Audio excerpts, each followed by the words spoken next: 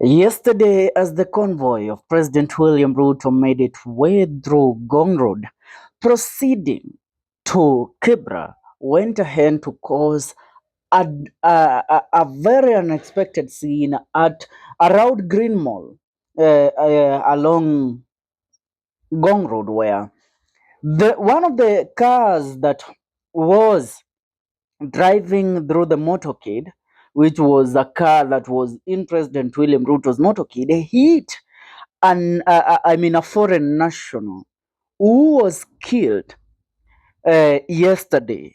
The man that was killed was not identified immediately by those people that were there. But as of currently, progress has been made in the said case, and even now, the police have taken the matter into their own hands and they have arrested the said driver who hit the said foreign national who comes from the United Kingdom, the UK. Now, the police have reported progress in their investigation into the accident that allegedly involved President William Ruto's motorcade along Gong Road on Thursday, March 13th, yesterday. The accident killed a male foreign national who was crossing the road when he was reportedly hit by a vehicle in Ruto's convoy. According to a Citizen Digital report, the driver of the vehicle was arrested but later released on a cash bail. The investigation is ongoing. The government vehicle has been taken to Kilimani police station for evidence documentation. The foreign national killed in the accident was identified as 79-year-old Edgar Charles Frederick, a British national. His body was transported to Lee Funeral Home for preservation, pending a post-mortem examination.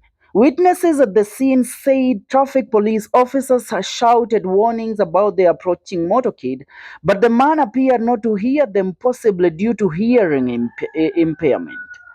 Frederick is an old man, and these people went ahead to shout, trying to tell Frederick that, you know what, don't cross, utagongwa na magari.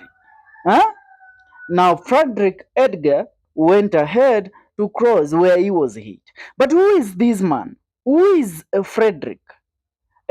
Yeye mwenyewe Frederick ndiye nani? Ambaye aliweza kugongwa na lile gari ambalo lilikuwepo katika msafara wa Rais William Ruto hapo jana akielekea katika mitaa ya Kibra. Nataka aswa tuweze kuzamia kisa chote kizima ndio tuweze aswa kuelewa. Looking at the said incident, according to the information that we are receiving right now, the British national Frederick 79-year-old Charles Frederick was killed in a hit-and-run incident involving a vehicle from Kenyan President William Ruto's motorcade in Nairobi on Thursday.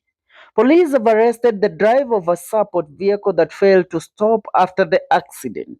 An investigation is underway and the driver is expected to appear in court. Frederick had been visiting his family in Kenya at the time of the incident. His next of kin have been informed and a post-mortem is expected on Friday. The United Kingdom High Commission in Kenya is seeking further information.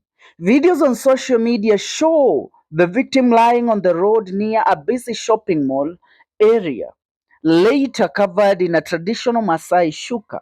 The vehicle involved belonged to the regional administration and was assisting the presidential detail. Now, let's pick these in details. Tell me what they expected of an old 79-year-old man to do. Huyu ni mzee wa miaka 79 anavuka barabara.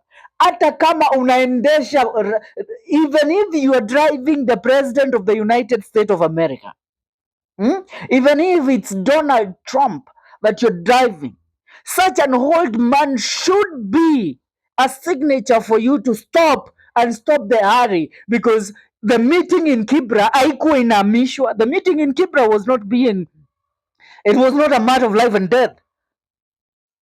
And that man was no threat to nobody. Are we together? He was no threat to nobody. The idiot that was driving that vehicle saw the man, was no threat to nobody, and proceeded to hit him.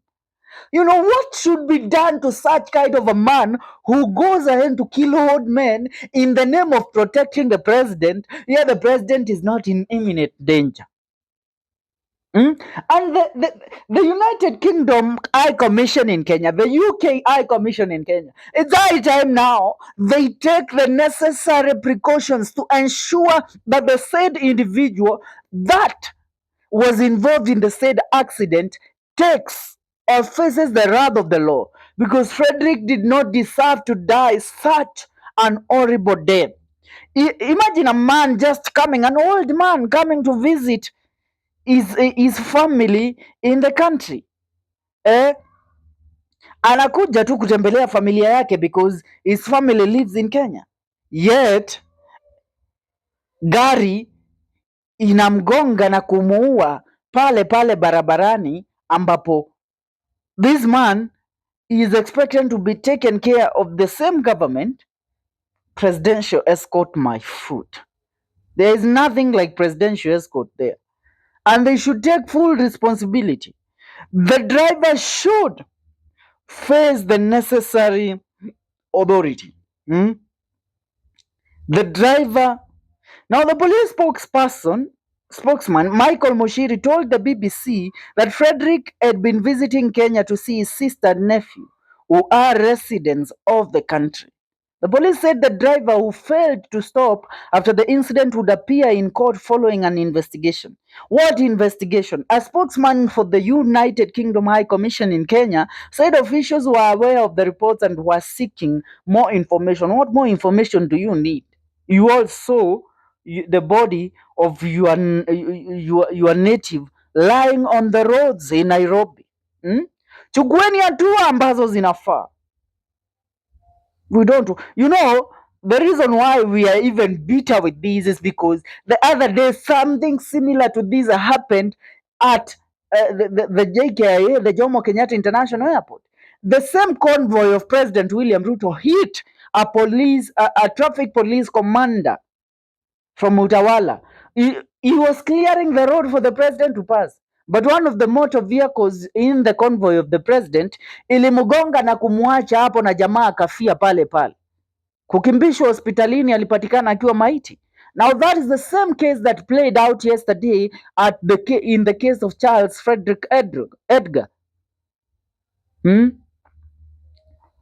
Kwani who is the Kenyan president? You walk around with over 50 cars of convoy, hata hamwezi jua ni gari gani inagonga watu. 50 convoy of cars ni kama dunia inaisha.